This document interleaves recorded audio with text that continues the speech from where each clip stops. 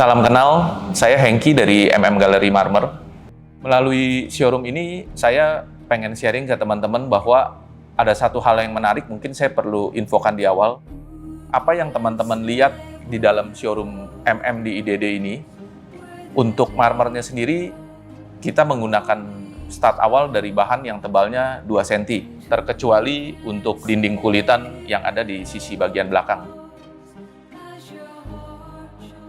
Kita melihat selama ini kan teman-teman banyak menggunakan pemakaian marmer tuh cenderung hanya untuk lantai, hanya untuk dinding, dan hanya untuk top table gitu. Kami dari Gallery menyikapi hal ini, menyadari bahwa ada keterbatasan di dalam marmer yang menyebabkan pemakaiannya hanya sesederhana itu gitu. Yaitu yang namanya marmer, itu pasti mempunyai sifat berat, mungkin teman-teman setuju. Yang kedua, yang namanya marmer itu mempunyai sifat fragile atau mudah pecah.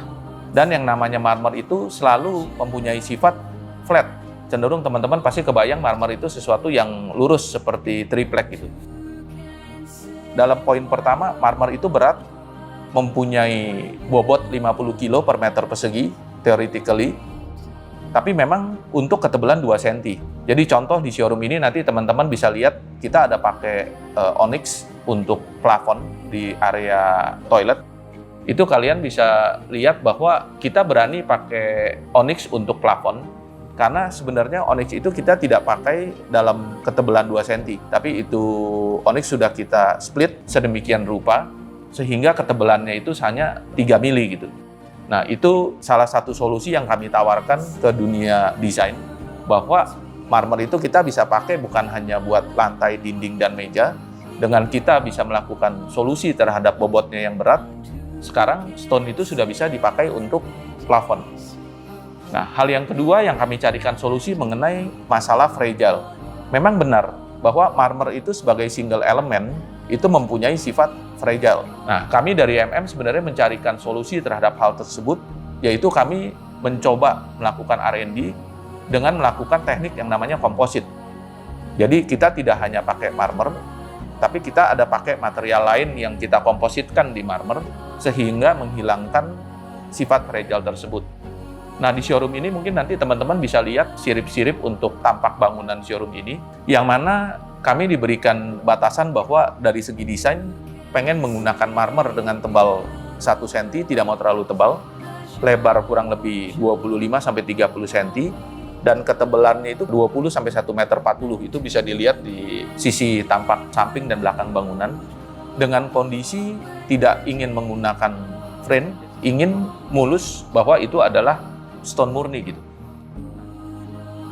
Kita bisa lihat bahwa sirip tersebut berhasil kita buat untuk fasad bangunan dengan requirement yang diminta, tidak terlihat frame, yang mana sebenarnya kalau kita nilai dari sisi penggunaan marmer dulu-dulunya itu sangat tidak mungkin dilakukan. Karena kalau terjadi ada retak rambut atau masalah di barangnya, terjadi pecah, itu pasti akan niban orang yang lewat gitu.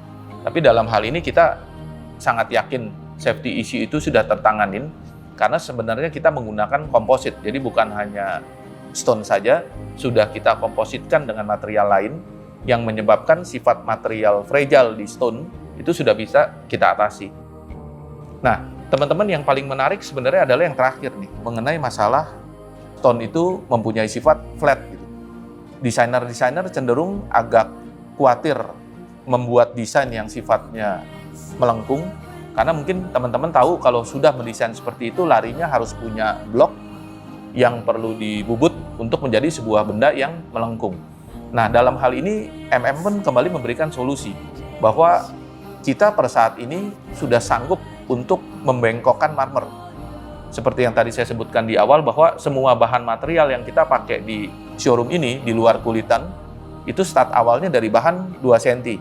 Jadi kalau teman-teman melihat phone booth yang ada di bawah, melihat juga display untuk display unique item, ataupun juga di toilet, itu semua kita menggunakan stone asalnya tebal 2 cm, yang mana kita sudah sanggup bengkokkan gitu. Dari kita yang kita pengen sharing ke teman-teman bahwa kita dibanding perusahaan marmer lainnya, kita perusahaan yang boleh dibilang mempunyai passion sangat tinggi terhadap stone tersebut, kita berusaha day by day mendig out possibility yang mungkin teraplikasi di tempat kita. Terakhir mungkin yang saya bisa sharing yang paling menarik adalah selendang warna kuning yang kalian lihat ada di plafon mengitari bangunan ini menggunakan material onyx yang kita bengkokkan, yang saat ini sebenarnya kita sudah dalam proses ingin mengajukan ini ke Guinness Book of Record. Ini adalah marmer yang dibending atau dibengkokkan terpanjang yang pernah dibuat sampai saat ini.